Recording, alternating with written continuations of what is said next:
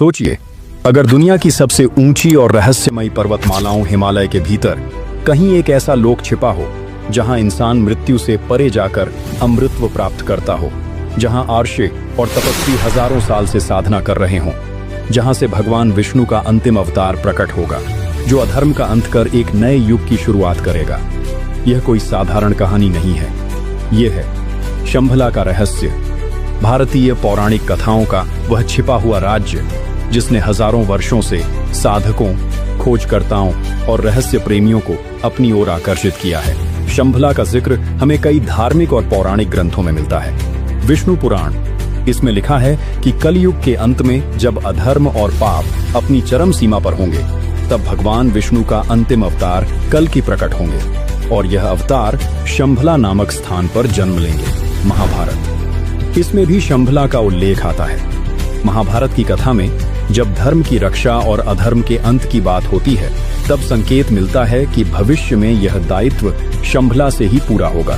बौद्ध ग्रंथ, खासकर कालचक्र तंत्र में शंभला का विस्तार से वर्णन है। यहाँ इसे शुद्ध भूमि कहा गया है, ऐसी भूमि जहाँ कोई पाप नहीं, कोई अन्याय नहीं, जहाँ सभी लोग समान हैं और ब्रह्म ज्ञान में लीन रहते हैं। इसका मतलब है कि शंभला की धारणा केवल हिंदू धर्म तक सीमित नहीं है, बल्कि यह भारत से लेकर तिब्बत, नेपाल, चीन और यहाँ तक कि मध्य एशिया की अनेक परंपराओं में जुड़ी हुई है। शंभला को लेकर सबसे बड़ा रहस्य ये है कि यह कहाँ है। कहा जाता है कि शंभला कोई साधारण नगर नहीं, बल्कि अदृश्य लोक है। यह हमारे संसार में है, लेकिन फिर भी हमारी आंखों से छिपा हुआ है। शास्त्रों में लिखा है कि केवल वही मनुष्य इसे देख सकता है जिसने अपने मन को पूर्णतः शुद्ध कर लिया हो, जिसने योग और तपस्या से आत्मिक शक्ति प्राप्त की हो। यानी शंभला कोई ऐसी जगह नहीं जहां आप पैदल चलकर या हवाई जहाज से पहुंच जाएं, बल्कि यह एक आध्यात्मिक यात्रा है। यह नगर सोने और रत्नों से बने महलों से भरा हुआ बताया गया है। वहां की नदियां अमृत के समान बहती हैं। वहां कोई रोग, कोई बुढ़ापा और कोई मृत्यु नहीं है। यहाँ के निवासी साधारण मनुष्य नहीं, बल्कि दिव्य आभा से युक्त आर्षी हैं। उनके पास ब्रह्मांडीय ऊर्जा को नियंत्रित करने की क्षमता है। किंवदंती है कि शंभला ही वह स्थान है जहां से पूरी पृथ्वी पर आध्यात्मिक ऊर्जा का प्रवाह होता है। अब आते हैं महाभारत के महान योद्धा अश्वत्थामा पर। महाभारत के युद्ध के अंत में जब अश्वत्थामा ने क्रोध में आकर ब्रह्मास्त्र चलाया, तब श्री कृष्ण ने उन्हें शाप दिया। इस शाप के अनुसार अश्वत्थामा को हजारों वर्षों तक पृथ्वी पर अमर होकर भटकना होगा। वे हमेशा जीवित रहेंगे, लेकिन घावों और पीड़ा के साथ। कई किंवदंतियों में कहा गया है कि आज भी अश्वत्थामा जीवित हैं। भारत के अलग अलग क्षेत्रों में लोगों ने दावा किया कि उन्होंने अश्वत्थामा को देखा है, लेकिन सबसे रहस्यमयी बात यह है कि कई कथाओं में उन्हें शंभला का रक्षक बताया गया है। कुछ मान्यताओं के अनुसार अश्वत्थामा को यह दायित्व दिया गया है कि वे शंभला के द्वार की रक्षा करें। वे एक प्रहरी की तरह खड़े हैं ताकि कोई अधर्मी या अयोग्य व्यक्ति शंभला में प्रवेश न कर सके। यह भी कहा जाता है कि जब कल की अवतार प्रकट होंगे, तब अश्वत्थामा उनका साथ देंगे और धर्म की स्थापना में भूमिका निभाएंगे। भारतीय पौराणिक कथाओं में सबसे महत्वपूर्ण भविष्यवाणी है कल की अवतार बोध विष्णु के 10वें और अंतिम अवतार के रूप में कल्कि का जन्म शंभला में होगा। जब कलयुग का अंधकार अपनी चरम सीमा पर होगा, जब अन्याय, भ्रष्टाचार, हिंसा और पाप पूरी पृथ्वी को घेर लेंगे, तब शंभला से कल्कि प्रकट होंगे। वे दिव्य घोड़े देवदत्त पर सवार होंगे। उनके हाथों में तेज चमकती तलवार होगी।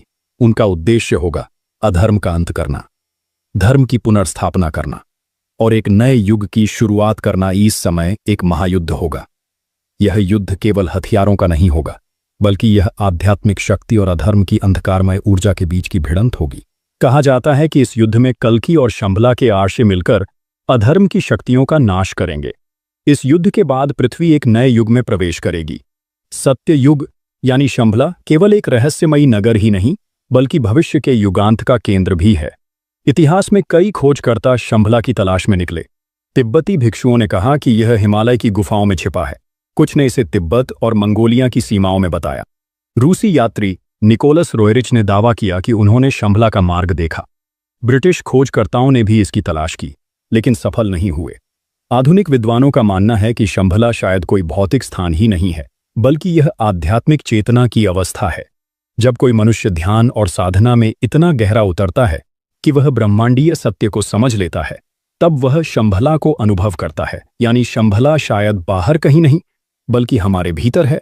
शंभला हमें यह सिखाता है कि चाहे समय कितना भी अंधकारमय क्यों न हो, अंततः धर्म और सत्य की विजय होती है। यह केवल एक नगर नहीं, बल्कि आशा का प्रतीक है। यह हमें याद दिलाता है कि इंसान के भीतर भी एक शंभला छिपा है, शुद्धता, धर्म और प्रकाश का एक लोक।